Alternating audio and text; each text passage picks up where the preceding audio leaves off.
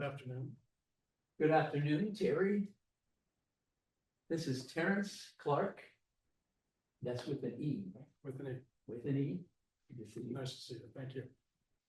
Yeah, I've been wanting to do this interview now for years, literally, and I'm so happy that we can do it. Thank you. Me too. So am I. Yeah, I've heard bits and pieces out of your background, all of it interesting. I thought, well, this is the person in the times. At any rate, Terence Clarke, how did this all start in your life? How did you end up dancing tango and writing? Writing came first. Okay, I grew up in Oakland, in Montclair. Oh. And if any of your viewers know where Montclair is, you'll know that in the 50s and 60s, when I was a youth, it was an all-white, dull, pretty neighborhood. yeah, And I went to Oakland High School for 2 years. that was a mixed. Very much so, yeah. Half the students there were black kids. Yeah, yeah. Oakland High School was on the border between Black Oakland and White Oakland. Yeah. And so that was the first time I ever met any black people. Yeah. I was I was interested in acting when I was a youth. And so I was in the talent club and appeared on stage a couple times at Oakland High School. And more than half of the people in the talent club were black people, men and boys and girls. So that's where I first learned about them, really, Okay. to say the truth. And when I was there, I had a couple of good English teachers. And I started reading because of them. I knew how to read. I mean, I'd been reading and so on, but nothing with the kind of intensity of that they had. Was this fiction? It was mostly fiction, yeah. Okay. So it would be, in high school, it would be people like Ernest Hemingway, John Steinbeck, the Americans and so on, the usuals. Yeah. That was pretty interesting to me, Right. although my opinion of both those writers, in fact, changed as I got further along. But then I went to Berkeley, University in California, and I majored in English there, and I got a degree in English literature from Berkeley. That's a pretty big deal. They had a pretty strong department. It was a very good department. Yeah. And I learned, of course, I read all the great classics, Yeah. I was interested in Britain and Ireland, less so in American literature. So I read, Shakespeare and Milton, Right. blah, blah. I even got my first taste of James Joyce in Berkeley, his book, Dubliners, which is a book of short stories. He wrote it when he was in his 20s, and I think it's his best book. Yeah, that's even my favorite novelist. Ulysses is something that's stayed with me my whole life. Yeah, it is. It hasn't stayed with me. I liked some of it, especially the last long thing with Molly Bloom, but no, I cared for his earlier work. Yeah. But in any case, I went into the Peace Corps after that, and I was in Malaysia for 2 years in Sarawak, which is a state of Malaysia on the west coast of the island of Borneo. Yeah. And I was working in the Peace Corps setting up a school system there. It was a very difficult time for me. When I got back, I went to San Francisco State and got a master's degree in English literature. So the whole upper education was in literature. Yeah. How did you feel about your time in the Peace Corps? Well, at first I was thrilled. Yeah. Unlike my father, who asked me on the way to the airport, Terry, why are you doing this? My mother was as unthrilled, but she didn't bring it up all that much on the drive to the airport. But we got there, and the training and all that, it was very good. I met all kinds of people I'd never met before. There were kids my age, we were all 23, 24. And language lessons and blah, blah. And I ended up there, and they had this special program where Peace Corps volunteers could go into this state that existed in Borneo. And of course, we all knew about the wild man of Borneo. We'd all grown up thinking about that. And I just wanted to go. Yeah. I mean, I'd really basically sort of never been outside of Oakland and Berkeley. So I got there, we got some more training, and then they sent me far upriver. Borneo is a west coast long, it's kind of like a very small California, long, narrow. And there are mountains on the western side, eastern side, excuse me, and lots of rivers coming down, many rivers. So they sent the volunteers like me up these rivers because there were tribal groups up there that had no education other than their own. And the Malaysian government had just become their own country 2 years before, in 1963. Wow. And they wanted to set up school systems up there. And they wanted to do it in English so that they could then send whatever students had succeeded in getting into secondary school and so on through the English from up there.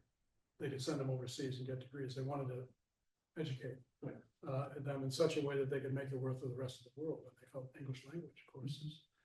And it had been an English colony, so it was, the English was a natural thing to do. So that's what I was, and I was upriver. I set up this little school system with 6 schools, between which I would get to by walking along trails through the forest, and also on small river boats, because the rivers. And I was fine doing that. It was all thrilling and blah blah, but I was by myself basically up there. And after about a year and a quarter, a year and a third or so, I began to feel really isolated. Yeah. The Ibans, who I worked with, this is a tribal group in Sarawak, very famous up there. They're the famous headhunters. Eat you up. Yes, I saw several of those who had lost the rest of their bodies. They would take the head. And when I was first in one of their longhouses, which is in their village, one big building with room after room after room after room. There's a big porch out front covered, and there would be these baskets hanging down, like so. Yeah. And when the first headman I ever encountered, who I could speak with, finally, I asked him, what are in the baskets? Because they looked like balls, of some sort. Who knows what? He said, oh, those are Japanese. And the Japanese had occupied Sarawak during World War II. And when the British and the Australians came back, the Ibans were active to aid them in the war, and they took all of these Japanese heads, which was, the British were upset by all that, but this had been an Iban custom for centuries, against enemies. So, anyway, so that's I was up there, but I got very isolated, and finally in the end, I was there between the ages of 22 and 24. So by this time I was 24, almost, and I just began to become very agitated on my own. I finally woke up one morning in my hut with the vision of committing suicide, and which I did not do, obviously. So I got on a boat and I went down to the main headquarters, and the fellow who ran the headquarters and so on, I went and talked to him, and I told him what had happened, and he said, okay, we're going back to the United States. Because whenever that sort of thing happens, they want you out of there. Okay. And so he flew with me back to Washington, and that was the end of my Peace Corps experience. So to answer your question, it's one of the most valuable things I ever did in my life. So how did it inform your writing or your completely? We'll get to that. Okay. It was just so valuable to me because it opened myself up to, of course, the rest of the world. Yeah. But it also opened myself up to the possibility that I was more complex than I had thought I was because of the breakdown that I had. Yeah. Why did this happen? Why, I sort of was just a happy fellow. When I was 12. So I had a lot of psychiatric help afterwards when I got back. Helped me tremendously in San Francisco when I came back. And it was then that I began to write. And at the age of, I don't know, 27 or so. Was it a psychologist, or it was a psychiatrist? Yeah. So did he use that as part of his? No, right. It was separate. No, but he asked me a jillion questions. And about what had happened and so on. So I was able to give him, over the course of 6 or 8 months that I was with him, the whole story. I mean, he wanted to know sort of like, what was it like minute to minute almost. I mean, it was really, I mean, what's this, what's that? When you talk about this, Terry, what does that mean? Right. What did that mean to them? Blah, blah. So what he did was he's able to pull out of me the whole story. Mm. That was greatly to my benefit because I hadn't understood the story. Yeah. So. And that's why, he was so valuable. Yeah. Cool. And then I started to write, Started to write. And what age were you then? 27. 27. Yeah. Okay. When did you start None writing of- none of fiction? it- none of it Short was- Yeah, I stories? did short stories, but none of it was Yeah. any good. Yeah. You know, I mean, anybody who's ever attempted to start writing knows how that can be. Yeah. You know,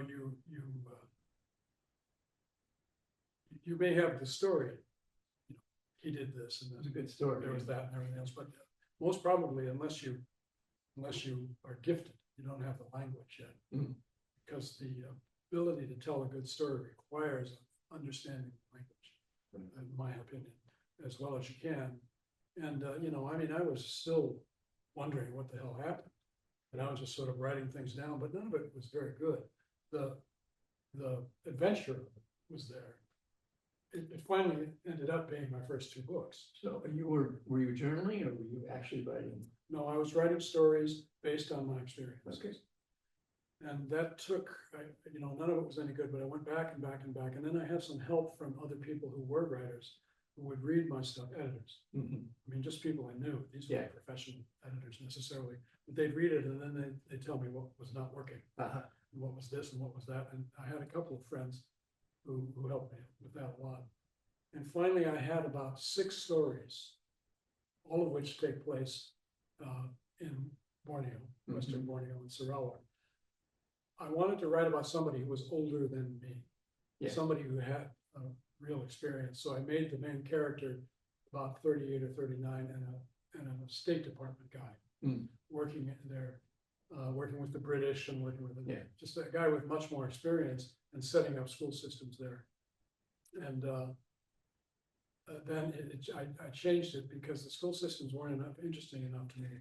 But I had met a bunch of English engineers Yeah. in the cafes in the main town and so on and on, who were working on this big dirt highway, a road. Big dirt. There was one road in Borneo at the time, Yeah. in Sarawak, and it went about 150 miles from the main city to the second city. And the rest of it was all footwork on foot. So they were building this thing and it was going to go all the way to the top of the country. And I talked to these fellows and I thought, no, I'm going to make my guy be a highway engineer. He's building a highway, which I thought would work better literature, you know. So that came to be. So I had about 5 or 6 stories and I submitted them. I had met a woman named Alev Lytle-Cretier. Yeah. Who's a Turkish woman who was a friend of mine, friend of a friend of mine, and the publisher at Yeah. the time. Small publishing house called Mercury House in California. She read the stories and she called me up and asked me to come over. So I went over to visit her and she said, "These are terrific. Oh, really? These are really good." And I said, "Geez, do you want to publish them?" And she said, "Yes, and I need 7." Because we got to fill the book. Yeah. So I said, "Okay." So I went back and I wrote, over the next 3 or 4 months, I wrote the next 7 stories. And that was my first book. And it was entitled The Day Nothing Happened.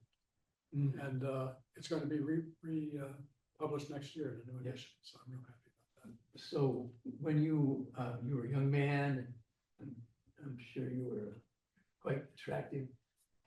So what did you do to meet women during that time? Did you go dancing? Oh, no, I couldn't dance a step. Really? No.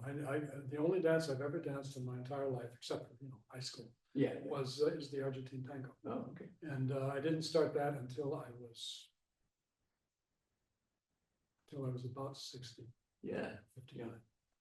So no, the rest of it, Yeah. the music, yes, I loved the whole music and all Yeah. that, but I couldn't dance a step. I was like my father. How about that? That's kind of parallel to me. I didn't get started until quite late. Really? So, So, yeah, so. Yeah. I think I understand that. who did you first study with? Marcelo, Mhm. Solis, Yes, yeah, I lived out in Lafayette, so. I was with Nora Oliveira. Nora, oh, Yeah, that's a better way to go. famous. Yeah, For any of you who may be watching this, look up Nora Oliveira and go study tango with her because she will teach you. right. Good. So then, Well, I wrote the first two books. Okay. The first was a book of stories, the second was a novel, with the same character. uh, Further on, still in Borneo. It turned out that despite my reticence and my worries about are these interesting or whatever, people liked these stories. They were so, who is this person? Where is this place? You know. Yeah. So then I had these two books, both of them published by Lev Cloutier at Mercury House. And then I decided, okay, I'm going to do this.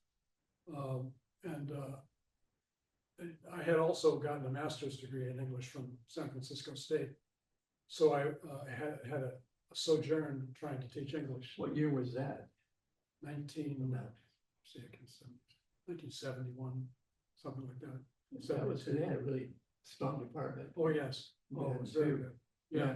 And also, of course, the creative writing department, which is still to this day famous. Right. At San Francisco State. Yeah. Was there. I didn't take any creative writing courses at San Francisco State. It was all literature. That's what I did. I graduated from Did San you? Francisco State. You did? A lot of, yeah, I took English with a creative writing Is that so? emphasis. Good. Yeah, Excellent. it was fabulous. Yeah. I enjoyed it there. Yeah. The students, I enjoyed I'd been to Berkeley, Mhm. which is this university. Sure. And 30,000 people. yeah, exactly. And San Francisco State is this wonderful sort of open canvas of people. Right. Of every conceivable language and race and everything Yeah. else. I mean, it was a wonder to be there. Yeah.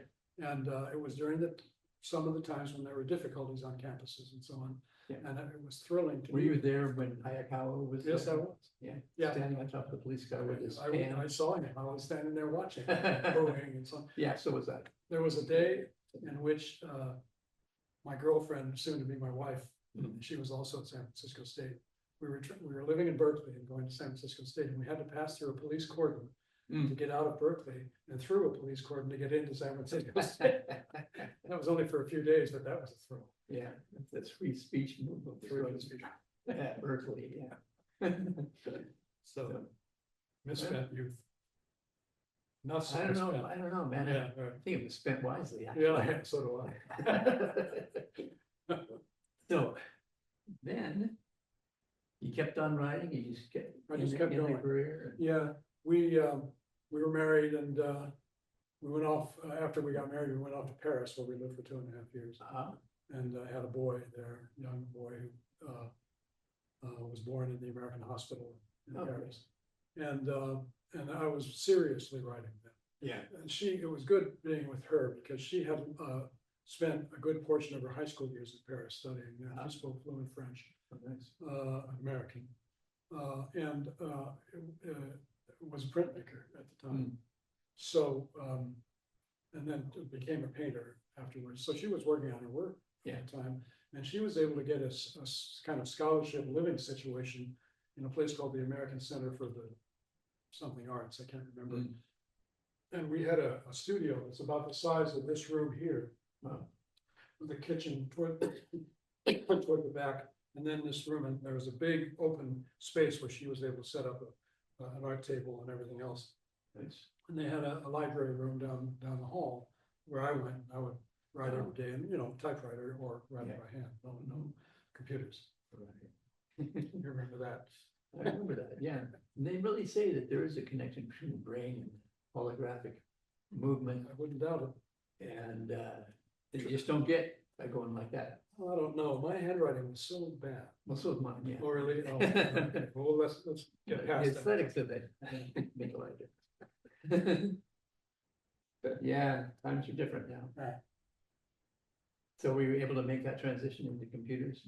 Well, yes, yeah, that was no problem. I was, when we came back, I have a son, the same boy who was born had one day a big epileptic seizure when he was 3 years old. And he's had them several times a week ever since, and he's 53 now. Wow. So that has been a difficulty for all of us, especially for him since then. And when that happened, I realized I had to get a job, because, I couldn't continue being a nice, happy-go-lucky, short story writer. Right. So I had friends who were in the printing industry in San Francisco, commercial printing. So Yeah. I was used to be, all those, manuals you'd get when you bought your first computer, remember Oh, yeah. those? We printed those, and they also did, those beautiful Jaguar full color things that you, when you go to buy your new Jaguar, you get one of those. Oh, yeah. Those are the most fun for me. Yeah. They're so beautiful. So I became a salesperson in one of those companies, and I was with them for 20 years. I Okay. had a whole business career, and in the course of that business career, I wrote 5 million at lunch. No kidding, wow. Fantastic. Yeah. I was very proud of it, Yeah. because I was able to do both. focused. And then I was making money, and our son, Yeah. you know, we had him in all of the hospital situation and all of that, so I felt I was doing, at least something toward the right thing. And I think she thought so too. Yeah.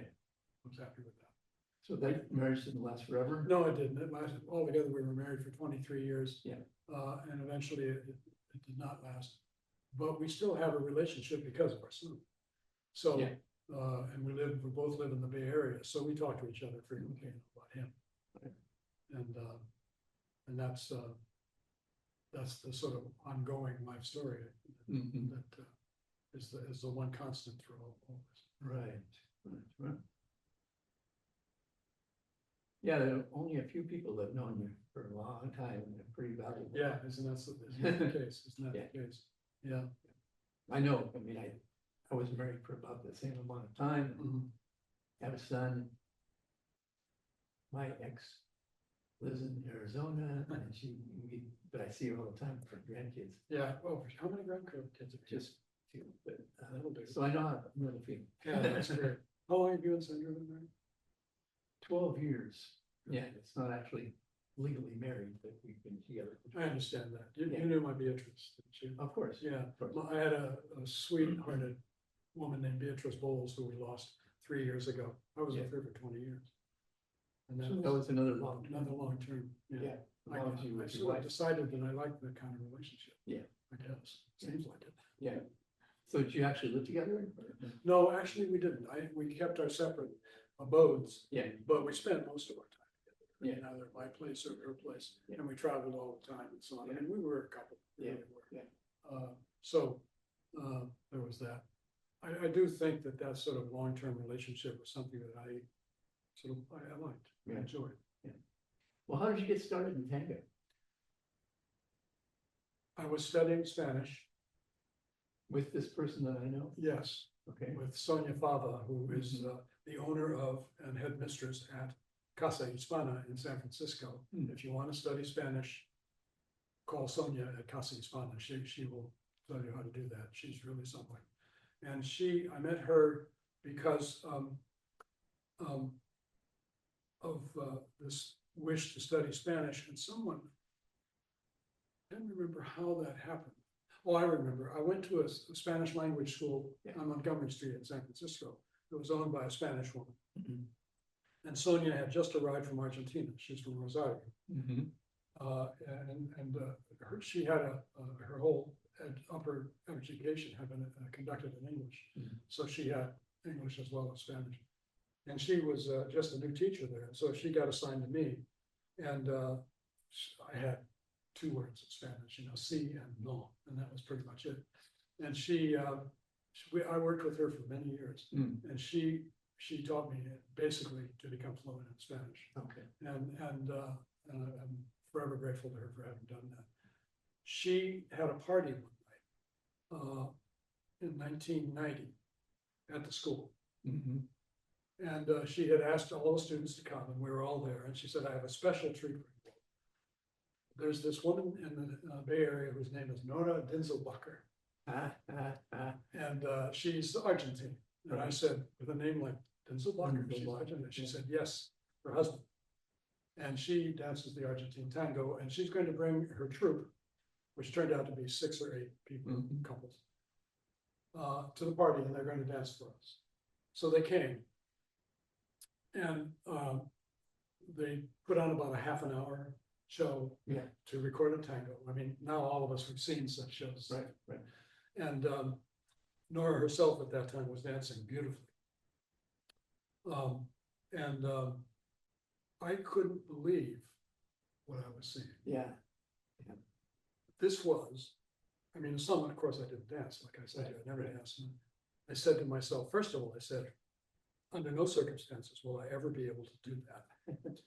But I Yeah. watched and watched, and I was just overtaken by it. I mean, literally, so the music, you know.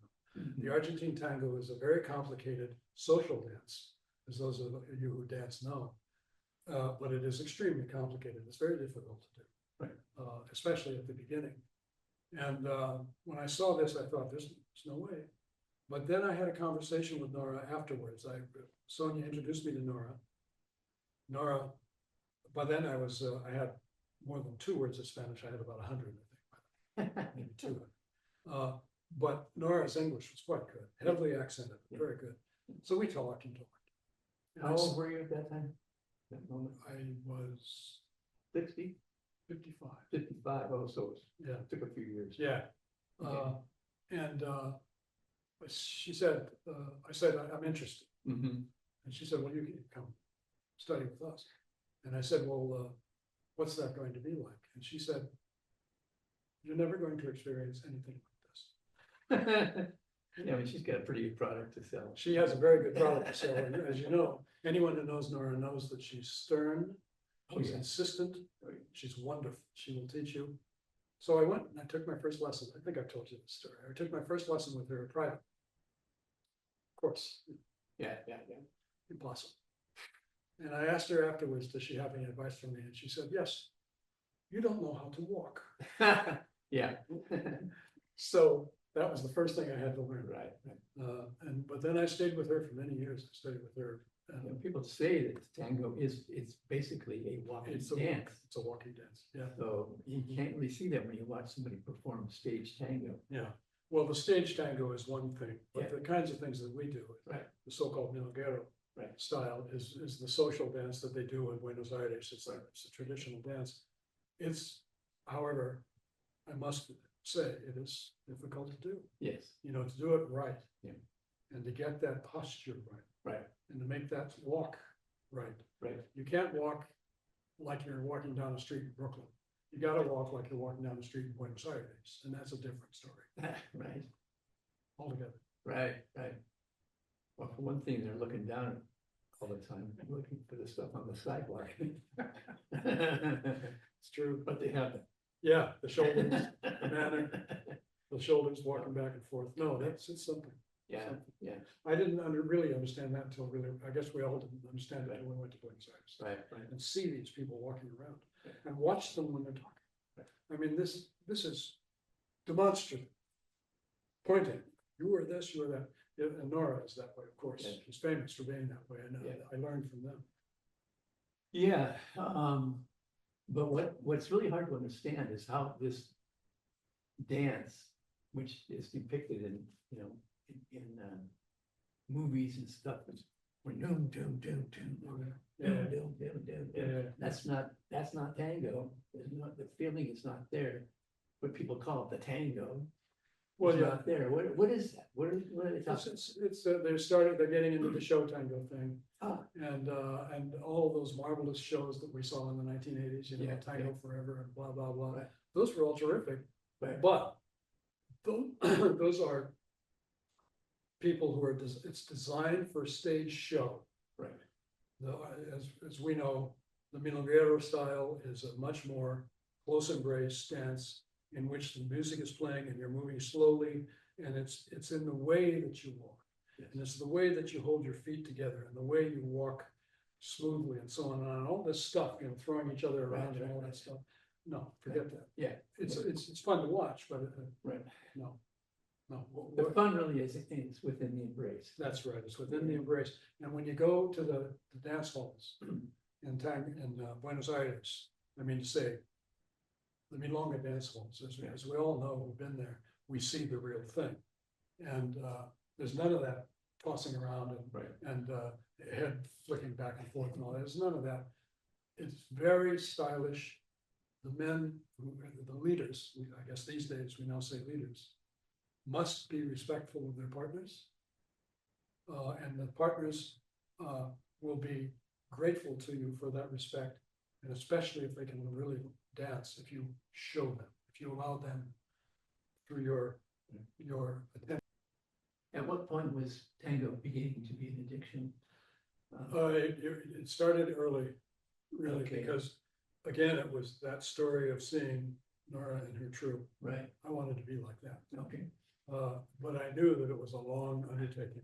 And what I have this part of my personality, when I start something that I'm really interested in, I stay with it. yeah, I mean, the writing is the biggest example Yeah. of all that, but, and I just knew that I wanted to be able to dance the tango. mhm, Never danced a step of anything else my yeah, whole life, and I thought if I could do that. Yeah. So that was happening. So I studied with her 2 or 3 times a week for Right. the next 5 or 6 years. You know, with her husband Ed, right, who also a fine dancer and a fine teacher himself. yes. And I was getting better. I learned Mhm, how to walk. Right. blah, blah. So I was going along there. And then I met Beatrice Yeah. Bowles. And Beatrice was, we went out and decided within about a day or so that we wanted to be a couple. And we're a couple for. So how did you meet? Oh, Beatrice? I knew her for years before that, through friends, Mhm, just the social sort of thing in San Francisco. We, once every 3 or 4 years, there'd be a party and we'd run into I each see. other and so on. And she, a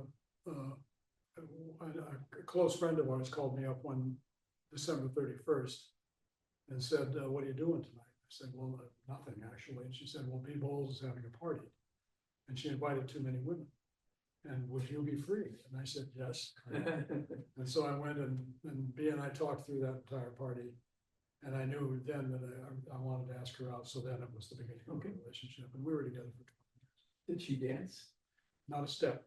Really? She was to the manor born in San Francisco. Her family are, you know, Pacific Heights kinds of people. Mhm, And she, like so many girls, when she was 7, she wanted to be a ballet dancer.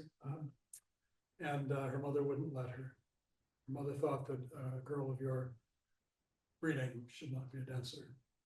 And that was how her mother expressed herself, Wow, usually.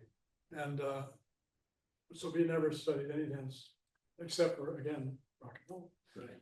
And so when we met, by that time I had been dancing about 4 or 5 years in tango.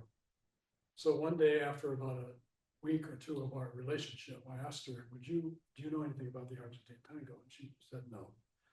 And I said, would you consider learning so that we can dance together? And she gave me the biggest hug, threw her arms around my neck, kissed me, and said, yes, thank you. And then so I took her to Nora.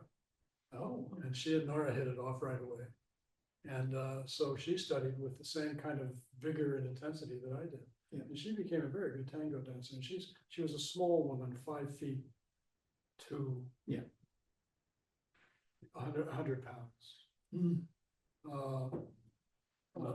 But she, you could have done aerials with her. yeah, I know, I could have tossed her around. But she learned how to dance, and it was Great. fun dancing. It always was. Yeah. Especially once we both became good enough to be able to do it. Mhm. Beautiful. And that was quite a long relationship. Yeah. And it was you and she that developed these milongas at the museum. When we were, we'd go to the milongas, you know, Yeah. Nora's and everybody else. And it happened that Bea was herself, I don't know that she was on the board of Mhm. the DeYoung museums Right. and all that, fine arts museums in San Francisco. On the board, I'm not so sure, but she was involved with them. Okay. And she knew the guy who was running that whole group of museums at that time. And she said to me, she said, you know, there's that great big floor in the DeYoung Museum on the ground floor, you know, when Yeah. you walk in, it's a huge, big open area. And then upstairs, you walk up these stairs and then there are these balconies and people can look down on that. She said, what if we propose a milonga at the DeYoung? And, you know, once every 3 or 4 months, on Friday nights, which at that time were free for everyone. So we went and proposed it to the guy. And of course, because it was B who proposed it, she got about halfway through the proposal and he immediately said yes. Nice. I probably would have been different if it had been me, but no. Yes, B was not necessarily on the board of the Fine Arts Museums of San Francisco, but she knew many of the people who were. And we've been dancing in the milongas and blah, blah. And she said one day, why don't we go to the museums? I know the guy who runs the museum. She was close friends with him. And we'll propose that we do a milonga at the de Young. And of course, at the de Young Museum, for those of you who don't know, you walk in and there's this huge big floor, a huge stairway that goes up to a second area with balconies all over. You could put several hundred people in the floor. So we went to the museum. B did the explaining because she knew the fellow. She got about halfway through it and he said, yes, we'll do that. We want to do that. So on Friday nights at the museum at that time, it was free to get in for everybody. So we did them on Friday nights, once every 2 or 3 months. And we'd have 300 dances. It was very popular. Very popular. It was incredible. Yeah. And then because the viewers, I mean, the other people were in there for free, sometimes we'd have 500, 600, 700 people looking, watching. And it was really something. And then we knew several of the musicians, local musicians, Ramada, Glenn Cortesa and others, locals, very good tango musicians. And so we had some of those milongas that were all recorded music, but others were live music with recorded music in between. Fantastic. That was fun. And there was a stage, and so we'd have some live stage dances and so on, and blah, blah. So we did that for about 2 or 3 years, and then sadly, the fellow who was running the museums passed away. And the person who came in afterwards, when we went back in to re-pitch the idea to this new person, asked us the question, why would I want to do that? So we explained why. And it was a young woman, and she had no understanding of what we were talking about. So she said, no, we're not going to do that. And that was the end of that. Really? Now it's been, she's left, and there's a new person there now. And I'm thinking of trying to go back and doing it again. But it's been now 6 or 7 years or more since that all happened. So I don't know. You just have that one picture, maybe any kind of videos or anything? No, it's the only picture I've got is that. Yeah. Which B took from up above. And what you see is these dancers there, and it's all in a swirling, blurred kind of thing. It's a beautiful. I think that through houseTango.com, we can make some queries just to see about others. There's gotta be some images, or videos. Well, it was a wonderful thing to do. Yeah, so much fun. Yeah, to give you some kind of, to help you in your next presentation. Yeah, that's right. So that's how I did. Yeah. Okay. That was for 2 or 3 years. Yeah. So, did that process help you to become even more addicted to? What does it mean to be addicted to this dance? Well, of course, it's different from drugs. I mean, no downsides that I can see. Of course, maybe I don't know. This addiction is one of great pleasure. Yeah. If you can get through the trial of learning how to dance the tango. That's right. Which of course is a trial for many people. Yeah. For most people, I would say. But it's just the attraction, it's the movement, it's the music. Right. It's the way you hold yourself when you're dancing the tango. And the connection. The connection, right. Of course. Oh yes, absolutely yes. For sure. Yeah. Okay. So did you go through that period where you'd go out to dinner with people and just people in your life, and maybe 1 or 2 would be dancers, tango dancers, and then the rest of them not. And it'd get to be like 9 o'clock and stuff, and sitting around the table talking, and people start nodding off and looking at their watch, And then they say, well, honey, we got to get going. I say, good, because there's a milonga starting at 9 o'clock. No, what I thought you were leading to was what happens after you come from the milonga. Go out to the restaurant or the cafe and it's midnight. Yeah, that's fun. I can answer that more easily because we get out of Nora's class and we come from the middle or somewhere and go somewhere with 6 or 8 people, Yeah, gather around a table, bottles of beer, a glass of wine. And it was just magic. Yeah. To talk about it all, totally. and the laughter, and so Right. fun. I've got, again, many close friends who friendship I cherish to this day. Right. Through those kinds of things. Fun. Yeah, and I acquired so many more friends than I had just normally, Yeah, so. the camaraderie that comes from you're all in the same boat. Right. And you're trying to learn this thing. Right. And you're trying to understand what it means and how it works and so on, and you talk about all that. Yeah. It's fascinating. It's Yeah. fascinating. I I think think each lesson is a little incremental improvement, it's true. and you celebrate that. Yes, That's Yes. really good, man. That's Now I true. can do that. yes. Yeah. And then what's like when you begin to know the dance, it's like speaking a language fluently, all of a sudden you're able to communicate it at a level that's more natural. You're not just thinking about your steps and stuff, you're actually dancing. For me, that has happened, yes, over the years, yes, in the last 10 years, I sort of feel that way. For me, it is this, the steps and all that, that's all one thing. Right. But as we were talking earlier a bit, I think, it has to do with the sense of what you're doing, the way you feel. It isn't the steps, it's the way you are looking at the dance and hearing the music.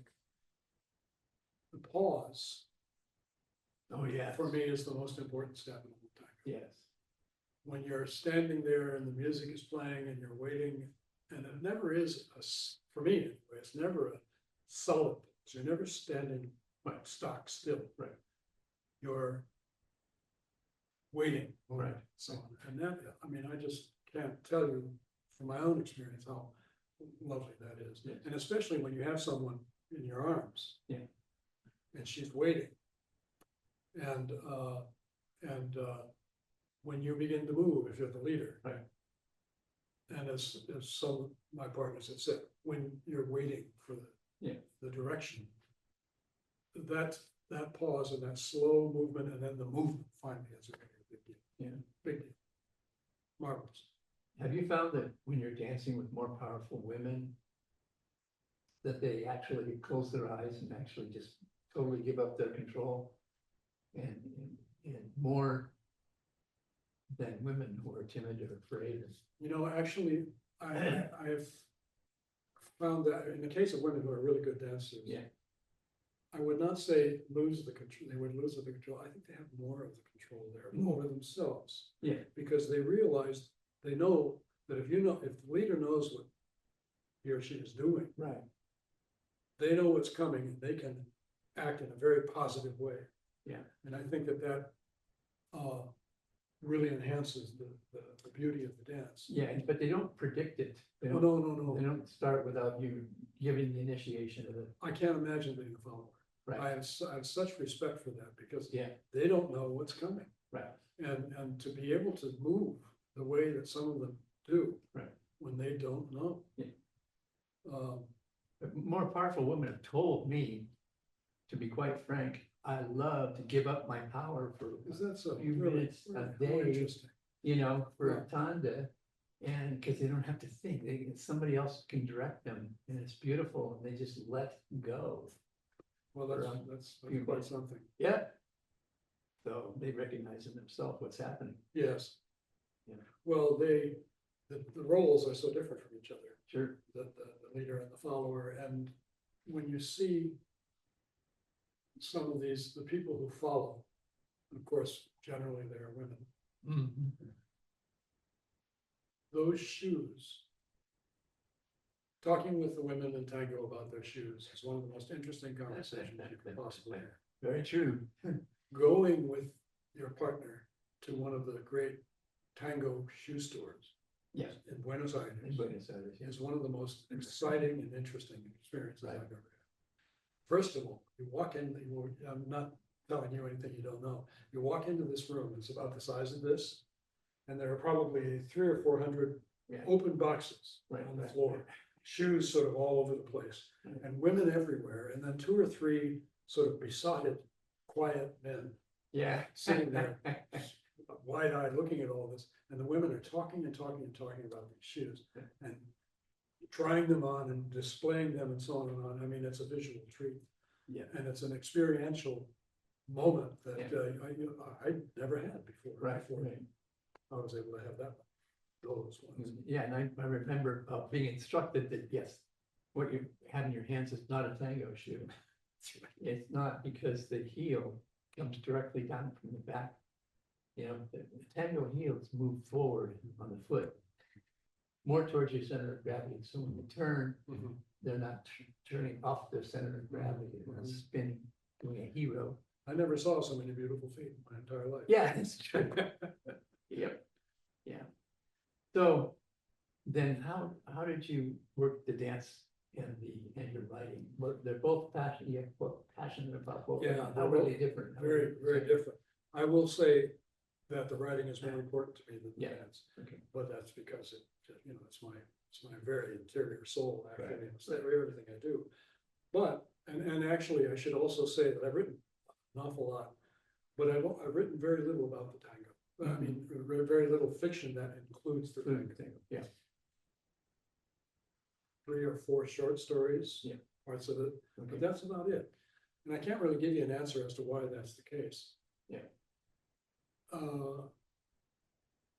I can't give you an answer. right.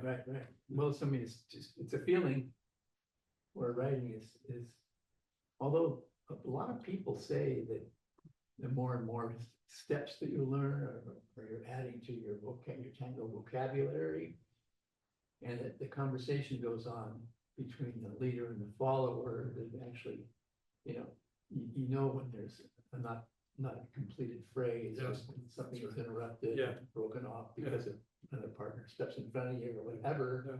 And so that's constantly going on, and so there is that little bit of a thing. But there are such different experiences, I think. They really from- are. From a writer's point of view. Oh, yes, yeah, I think so. I don't know if this is true. This is the first time I've ever thought about this in this way. Yeah. When you're writing something, you're sitting there on the keyboard, the computer, whatever it is, and you realize you've made a mistake. Yeah. This sentence sucks, or what you've just explained in this paragraph is not in character with the person who's thinking it. Right, Terry. Right? So you get to go back and redo it and redo it. Yeah. All my real writing takes place in the editing. And the initial outpour is really just that, it's an Yeah. outpour. Yeah. Everything that I do that makes the story into a final story takes place when I'm editing it. Yeah. So it's over and over and over and over. Yeah. So in the dance, like you say, we're going along and we're dancing and everything else, and then every now and then something will happen where, Right. I mislead the thing, or she doesn't get it, or something Yeah. just happens or whatever. But not infrequently, that mistake can lead you to something new, and you have to open your mind to that Yeah. and not condemn yourself for it. And but it's not the same as in the writing thing where you go back and rewrite the Yeah. whole damn thing. Yeah, I remember I went to Buenos Aires and lived down there for 6 months. Hmm. Well, I started my novel and danced a lot. And had several private teachers and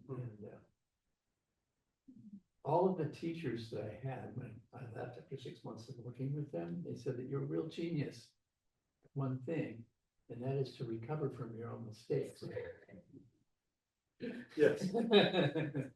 Did you believe Coming it? up with something. It was a kind of a backhanded compliment. Yeah. Right. That's very funny. Yeah. But I mean, that's the way it is. I mean, that's so much of the dance. You have to be able to start a step that you know how you're going to complete it, but then the space, it's an amorphic space, is that the right word? It's constantly changing, Yes. dynamic Yes, yes. space around you Yes. that you can dance into. Yes. And if you think about it, you blow it, because it changes so quickly. But your body senses that it's not going to happen the way you want, and so you just take a back step instead of a front step. Mhm. Everything's fine, Yeah. Yeah. Yeah. And just makes it good to be that. I mean, not a lot of areas of my life that I have that ability. You know, And if you can maintain that fluidity yeah, of movement, that's right, and make it look good, like You it make it wasn't a look- mistake, yeah. yeah. we all hope that's. the That's case. it. That's it. Done. So what else about tango and writing? Could I read a very short sequence? Sure. That includes the tango. Absolutely. It's from a story of mine that was in a book called San Francisco. Okay, It's a short story collection. Everything takes place in San Francisco. okay, I have another book which is called New York, which is the same story. I lived in New York for a couple of years, which was phenomenal for me, also dancing the tango. But this is just a sequence from a story that I wrote some years ago, which features two characters, Mike and Mimi. And they're both Americans, and they're both tango dancers. okay. And they're getting ready to dance in a competition. Hmm. And the judge of the competition is a man named El Olvidado, Hmm. which means the forgotten one. And he's a professional tango dancer from Argentina. There were moments in which Mike, this will be about 4 or 5 minutes. Okay. There were moments in which Mike did not understand me. And this problem with the forgotten one was just such an occasion. Some weeks ago, they had been rehearsing a particular move, and Mimi couldn't get it. The simplest of tango motions, in which the follower is given the opportunity to lift her back foot slightly off the floor behind her, give it a little dissociated flourish, and then bring it forward and across to be placed lightly, the very tip of it, by the side of the other planted foot. Stylish period offered at the end of a delicate sentence. But Mimi couldn't get it. Well, listen, Mike, lead it better, she said after the 5th misapplication. Mimi had accepted Mike's wish to be his partner for the upcoming La Pista Porteña competition in San Francisco, their first such together, even though when he asked her, he had felt insecure in his own abilities. After years of tango, he still worried that he was too Anglo-Saxon to essay the dance successfully, especially in an international contest being judged by an Argentine. There is about the dance a kind of unspoken requirement that you be at least Argentine, and even more so Buenos Aires Porteño, in order to do it well. An Uruguayan Oriental from Montevideo too, if that's what you're stuck with. And there would be a number of immigrant Porteños and Orientales competing in this very contest. The judge was to be El Olvidado, tanguero on tour in the United States just now, who was noted for his lovely traditional tango and its slow beauties. The New York Times had raved about him. Mike's insecurities had a little to do with the mechanics of the dance, and a great deal to do with the histories of mass immigration to Buenos Aires and Montevideo, the explosive finesse of West African rhythms in both, and the benighted sorrows of Mediterranean-style betrayal and lost love that so flower in both capitals. These issues do not figure for much if you are a New England Protestant gringo, which Mike was. He was nonetheless congratulated for his dance. He could do it. But even he knew that by comparison to the compadres of the Rio de la Plata in Argentina, he was a little on the wooden side. Mimi too suffered, but for different reasons. Her unreasonable beauty put the lie to her signature talents as the director of technology of a San Francisco accounting software startup. She had a mind devoted to strict necessity. Mimi never forgot anything. Having led the design team for the software, and then been involved with selling it to places like Deutsche Bank, she approached most things with a sense of well thought out, singular organization. But her looks occasionally got in the way, the banker on the other side of the table being a little too forward for her to complete her presentation of the software's benefits. If she herself were perceived of as the benefit, she had to become difficult in order to get him off her case and to close the deal. There is a danger in this too, since being difficult doesn't usually result in a sale. That tango has so little to do with software was one of the principal reasons Mimi loved it. On the dance floor, she could let her grace and sensuality flower. It was the music. The tango offers lush movements that no business endeavor can even attempt. Mimi nonetheless looked for precision in her dance, despite the fact that so much of what tango offers has to do with erotic splendor. Perhaps, though, tango's benefits were actually the very starting point for Mimi's singularity in the dance, the ones that enabled her, rather compelled her, to put on the dance pumps and to step marvelously into Mike's arms. Tango wove itself in with Mimi's lovely display. It threaded her movements with invitation, her emotional intensities with desire, however little that had to do with the spreadsheets she had invented. That's fantastic, fantastic. So, can I put a link into some place that they could buy that book? Yes, Okay. yeah, it's on, now it's a couple of years old, so it isn't in the bookstores anymore, but of course, on Yeah. Amazon. or Amazon, other and so places. on, yeah, Yeah, yeah. yes. All right, I'll give them. yeah, thank you. All right, any final comments? I don't know, I do enjoy talking about the tango. Right. And I urge anyone who's maybe watching this, who hasn't danced the tango, and especially those who are dancing the tango but and love it but haven't gotten there yet. Yeah. Who feel about themselves, I'm not so sure, to stay with it, Right. because it does take time. Yeah. And you do have to be patient with yourself. Right. You can do it. It just takes a lot of time and a lot of practice. Yeah. But it's so worth doing that no reason to stop. Right. Yeah. Well, I learned a huge lesson about some of the complications that can arise in tango from between husbands and wives, and maybe the husband dances and the wife doesn't, or vice versa. And there's a kind of a codec that exists in tango. When I learned that about a year into my tango, I was dancing pretty good. And a woman that I just happened to meet at a milonga, and we danced four songs. I remember the music, I remember her, every single thing about her, and we were dancing as one entity with four legs. And just floating. And I was aware where her body parts were at all times. And I was just blown away by this experience. And I was single at the time, and when we finished and we played the cortina, I said, well, did you feel that? She said, oh my God, that was just so fantastic. That was one of the best times of my entire life. I said, well, would you let me go out and have some coffee? And she said, no, why blow it, you know? We're gonna go out and have coffee, and we're gonna miss the whole experience. Just leave it there on the dance floor as a bubble that will exist forever, and we'll have that memory. Good thought. And and that taught me something. Okay, this dance is something else. And then if I were, with somebody, I could go home and say, yeah, I had a fantastic time with this one woman. But I lived by the code, can't tango code, and left it on the dance floor. And it works. It does. And both partners understand that, because that's the reality. Everybody learns that. Good lesson to learn. You get feelings out there, both sides, and dance floor. Yes. But there's something real there. I mean, you get to experience it at a very deep level.